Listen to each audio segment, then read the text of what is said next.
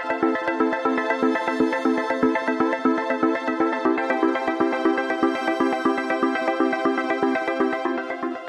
Everyone, welcome to Study Tube. इस video में हम लोग आवर्त सारणी के 3 तत्व थोरियम, प्लूटोनियम और यूरेनियम, इन सब के ऊपर सवालों को करने वाले हैं। काफ़ी सारे सवाल पूछे जाते हैं केमिस्ट्री के अंदर इन तीनों ही तत्वों के ऊपर, तो जो भी सवाल आप देखने वाले हो वो सारे ही सवाल इंपॉर्टेंट है, तो ध्यान से देखिएगा। पिछले वीडियो में मैंने आपसे एक सवाल पूछा था, निम्न देशों में से किसे झीलों का वाटिका कहा जाता है, तो लगभग सारे ने ही सही आंसर दिया है फिनलैंड। बी इसका आंसर हो जाएगा फिनलैंड। आज का हमारा नया सवाल है जिसका आंसर आप लोग कमेंट बॉक्स में करेंगे। न्यूक्लियस के बाहर डीएनए कहाँ मिलता है? डीएनए का फुल फॉर्म होता है डीऑक्सीराइबोन्यूक्लिक एसिड।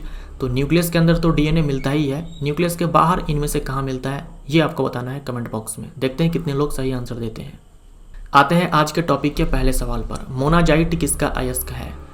थोरियम के अयस्क के बारे में कभी पूछा ना तो मोनाजाइट के बारे में ही पूछा जाएगा, ठीक है। तो मोनाजाइट जो अयस्क है ये थोरियम का है, ये है मोनाजाइट, ये अयस्क है, यहीं से थोरियम प्राप्त होता है। तो सी हमारा आंसर हो जाएगा। निम्न में कौन एक रेडियोधर्मी तत्व है? यूरेनियम है, प्लूटोनियम है, थोरियम है, तो हमारा आंसर इनमें से सभी हो जाएगा। आवर्त सारणी में ये तीनों ही तत्व आपको कहाँ दिखते हैं?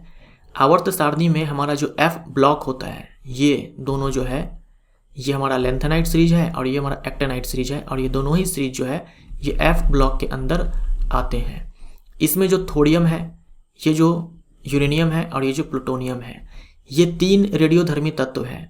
और ये 3 ही नहीं, एक्टेनाइट सीरीज के अंदर जितने भी तत्व आते हैं 14 के 14, 90 से लेकर के 103 तक, परमाणु संख्या 90 से लेकर के 103 तक जो तत्व आते हैं एक्टेनाइट सीरीज के अंदर, ये सारे रेडियोधर्मी होते हैं और ये तीनों तत्व भी इसी सीरीज के अंदर आते हैं।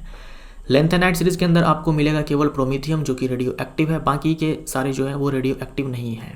भारत में यूरेनियम का सर्वाधिक उत्पादन किस राज्य में होता है? भारत के अंदर सबसे ज़्यादा यूरेनियम है आज के डेट में आंध्र प्रदेश में। तो बी हमारा आंसर हो जाएगा आंध्र प्रदेश में।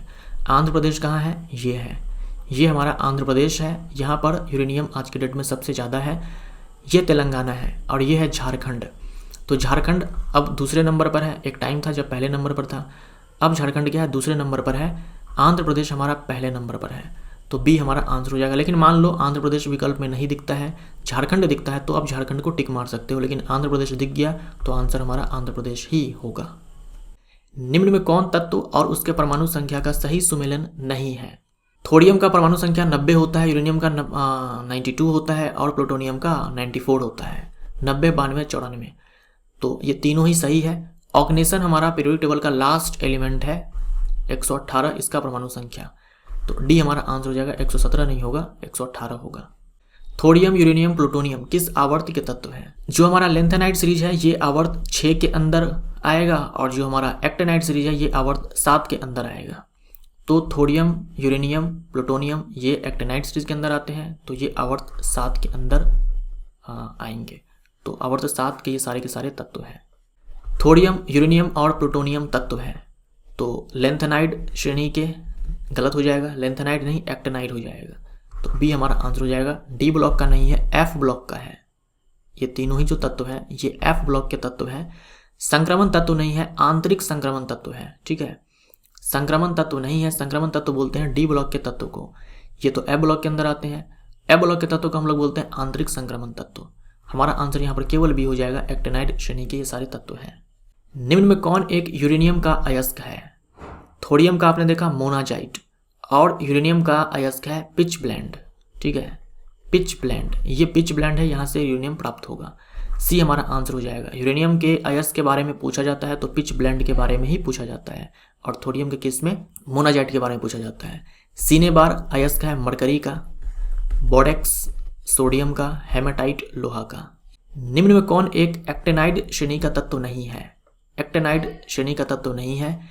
यूरेनियम है, प्लूटोनियम है, थोरियम है, ऑस्मियम नहीं है। डी हमारा आंसर हो जाएगा ऑस्मियम। ऑस्मियम जो है ये डी ब्लॉक का तत्व है, सिंबल होता है कैपिटल O स्मॉल s। निम्न में कौन एफ ब्लॉक का तत्व नहीं है? तो एफ ब्लॉक के अंदर लेंथेनाइट सीरीज और एक्टेनाइट सीरीज ये दोनों ही सीरीज आते हैं। यूरेनियम, प्लूटोनियम, लेंथेनम ये सारे एक्टेनाइट सीरीज के एलिमेंट्स हैं। माफ़ करना, यूरेनियम, प्लूटोनियम और थोरियम, लेंथेनम नहीं होगा। लेंथेनम जो है ना ये डी ब्लॉक का एलिमेंट है, और लेंथनम का परमाणु संख्या 57 होता है। एग्जाम में पूछा जाता है, ध्यान में रखिएगा। लेंथनम का परमाणु संख्या 57 होता है और ये डी ब्लॉक का तत्व है।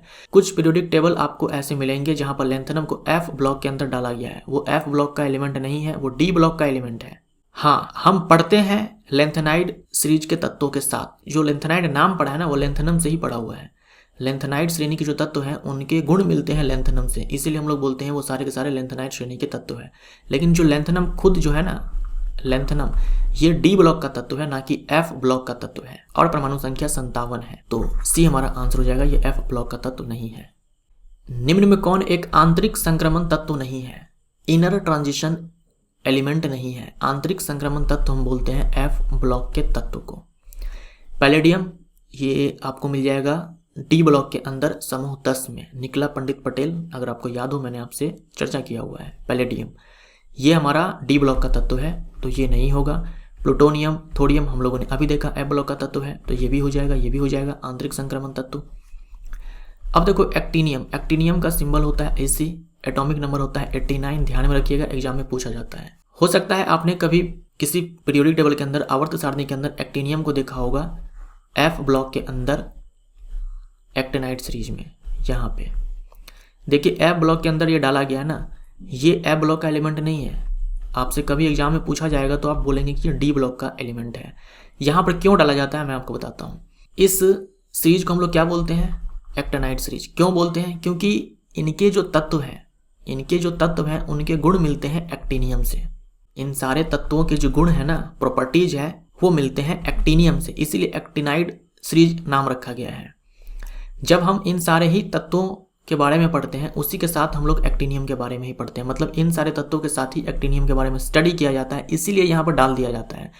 लेकिन एग्जाम में अगर पूछा जाता है कि एक्टीनियम भाई कौन से ब्लॉक के अंदर आएगा, तो आंसर आपका डी ब्लॉक ही होगा, और ऑलरेडी पूछा जा चुका है सवाल रेलवे के अंदर।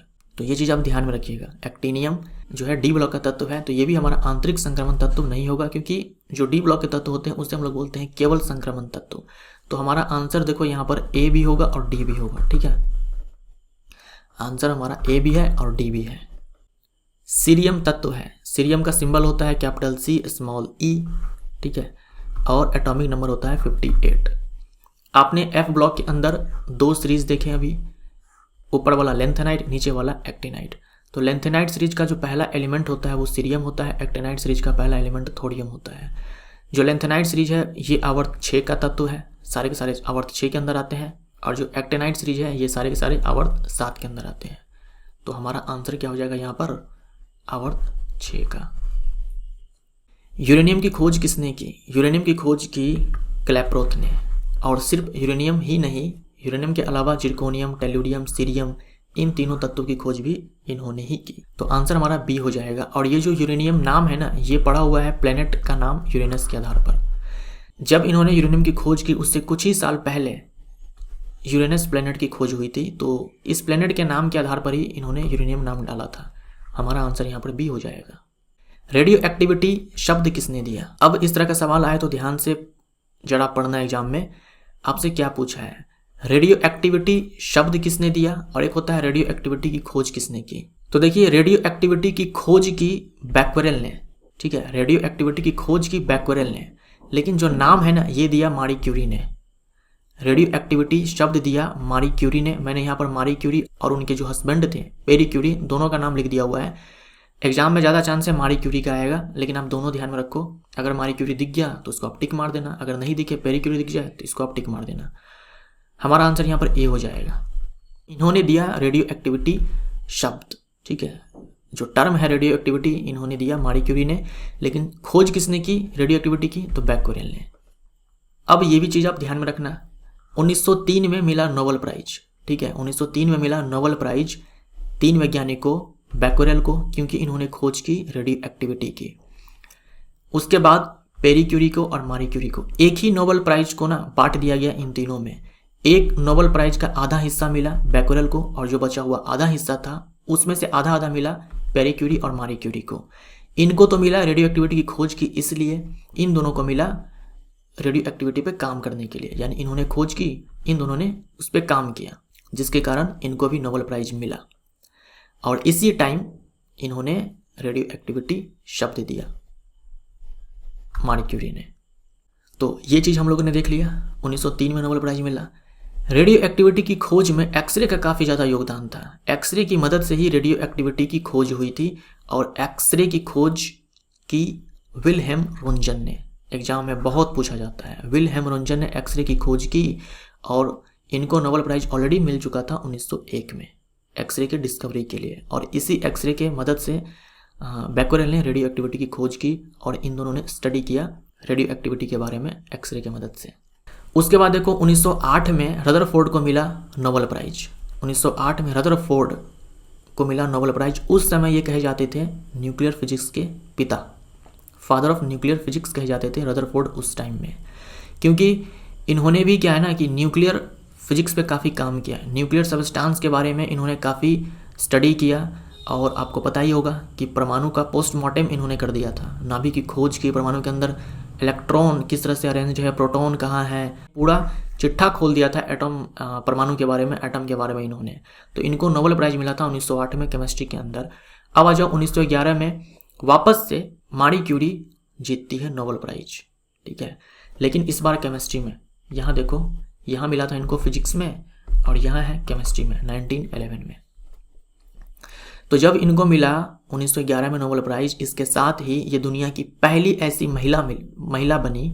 पहली ऐसी महिला नहीं, पहली ऐसी महिला तो बन गई 1903 में ही जब इनको मिला था नोबेल प्राइज।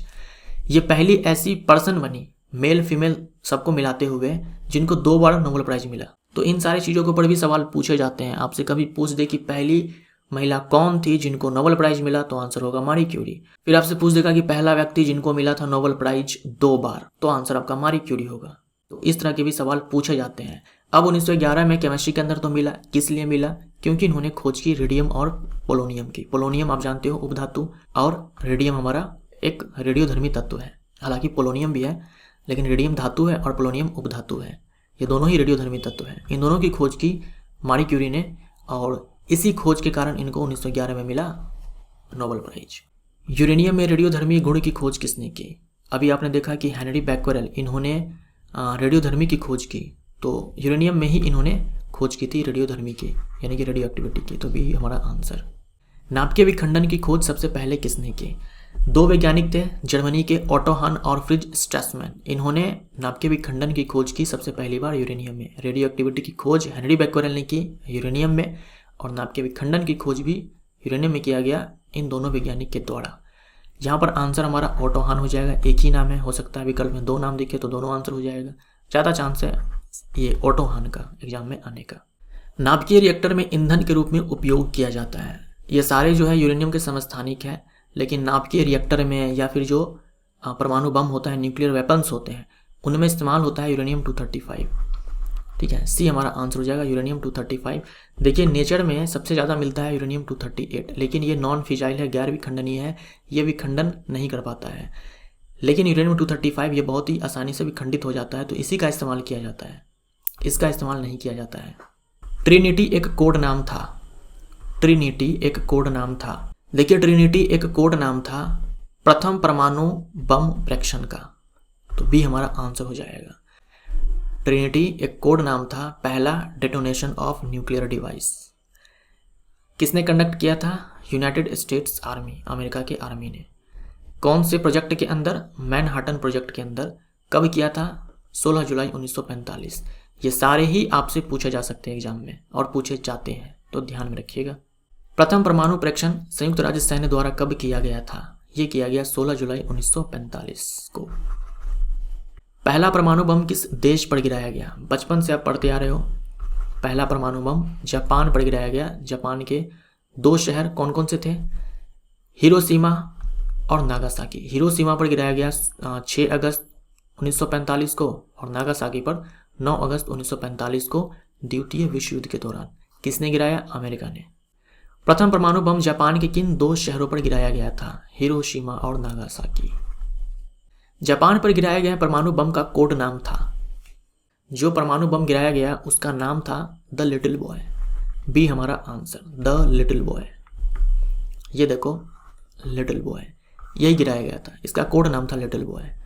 तो जापान पर गिराए गए प्रथम परमाणु बम नाभ के ईंधन के रूप में, प्रथम परमाणु बम में यानी इसमें नाभ के ईंधन के रूप में, न्यूक्लियर फ्यूल के रूप में किसका उपयोग किया गया था? इनमें से यहाँ उपयोग हुआ था यूरेनियम। तो ए हमारा आंसर, यूरेनियम का इस्तेमाल किया गया था यहाँ पर। निम्न में कौन एक परा यूरेनियम तत्व है? ट्रांस यूरेनियम एलिमेंट बोलते हैं अंग्रेजी में। परा यूरेनियम तत्व का मतलब ये हो गया यूरेनियम के बाद आने वाला तत्व। यूरेनियम के बाद जो भी तत्व यहाँ पर आपको दिख रहे हैं ना, वो सारे कहे जाएंगे ट्रांस यूरेनियम एलिमेंट। तो थोडियम हमारा यहाँ पर है, यूरेनियम तो होगा नहीं, थोडियम भी नहीं होगा, प्लूटोनियम हो जाएगा, और प्रोमीथियम तो हमारा लैंथेनाइड श्रेणी के अंदर आएगा। तो सी हमारा आंसर हो जाएगा। जो प्लूटोनियम है वो हमारा ट्रांस यूरेनियम एलिमेंट है। थोडियम की खोज किसने की? थोडियम की खोज की बर्जीलियस ने। तो ए हमारा आंसर, थोडियम की खोज की बर्जीलियस ने। अच्छा, जो आप पढ़ रहे हो थोडियम, यूरेनियम, प्लूटोनियम, ये सारे के सारे धातु हैं, ठीक है। एफ ब्लॉक के अंदर सारे के सारे धातु आते हैं। डैश चांदी जैसी सफ़ेद धातु है, लेकिन हवा के संपर्क में आने पर धूसर रंग की हो जाती है या फिर काली हो जाती है। तो ये है थोडियम। थोडियम जो है ये हवा के संपर्क में आने पर धूसर रंग की हो जाती है या फिर काली हो जाती है। सी हमारा आंसर। थोडियम नाम थॉर से लिया गया है, जो कि डैश का नाम है। जैसे आपने देखा यूरेनियम यूरेनस के नाम से रखा गया है, ऐसे ही थोडियम जो है ये थॉर के नाम से लिया गया है, ये भगवान है, ठीक है। तो सी हमारा आंसर हो जाएगा। थोडियम थॉर से लिया गया है, जो कि भगवान का नाम है। ये है गॉड, थंडर गॉड बोलते हैं, वेदर गॉड बोलते हैं, मौसम का देवता, जो बादल गरजता है उसका देवता। थोडियम में रेडियो सक्रियता की खोज किसने की? मारी क्यूरी ने की। बी हमारा आंसर। पोलोनियम नाम डैश के नाम पर रखा गया है। पोलोनियम की खोज, रेडियम की खोज किसने की? मारी क्यूरी ने की। तो मारी क्यूरी वो पोलैंड की रहने वाली थी, तो पोलैंड के नाम से ही पोलोनियम नाम उन्होंने डाल दिया। तो बी हमारा आंसर। डैश चांदी जैसी सफ़ेद धातु है, लेकिन हवा के संपर्क में आने पर पीले रंग की हो जाती है। हवा के संपर्क में आने पर ये पीले रंग की हो जाती है, प्लूटोनियम। तो बी हमारा आंसर। प्लूटोनियम का नाम डैश के नाम पर रखा गया था, तो प्लूटोनियम का नाम भी प्लेनेट के नाम पर है। कौन सा प्लेनेट? नाम में ही छुपा हुआ है, प्लूटो। निम्न में गलत कथन चुने। प्लूटोनियम एक मानव निर्मित तत्व है। प्लूटोनियम को मानव निर्मित तत्व ही माना जाता है, तो ए हमारा यहाँ पर सही है। यूरेनियम को मेटल ऑफ होप भी कहा जाता है, यानी कि आशा धातु। यूरेनियम 238 सबसे ज़्यादा पाया जाता है नेचर में, 99% से भी ज़्यादा, बट ये गैर विखंडनीय है, इसीलिए इसका इस्तेमाल नहीं होता है nuclear weapons and nuclear reactors में। रेडियम की खोज हेनरी बैक्वेरेल ने की, गलत हो जाएगा। रेडियम की खोज की मारी क्यूरी ने। तो डी हमारा आंसर। तो ये हमारा वीडियो यहाँ पर समाप्त होता है। जो मैंने आपसे सवाल पूछा उसका आंसर आप कमेंट बॉक्स में ज़रूर करें। वीडियो अच्छा लगा तो लाइक शेयर ज़रूर करें। Thank you so much.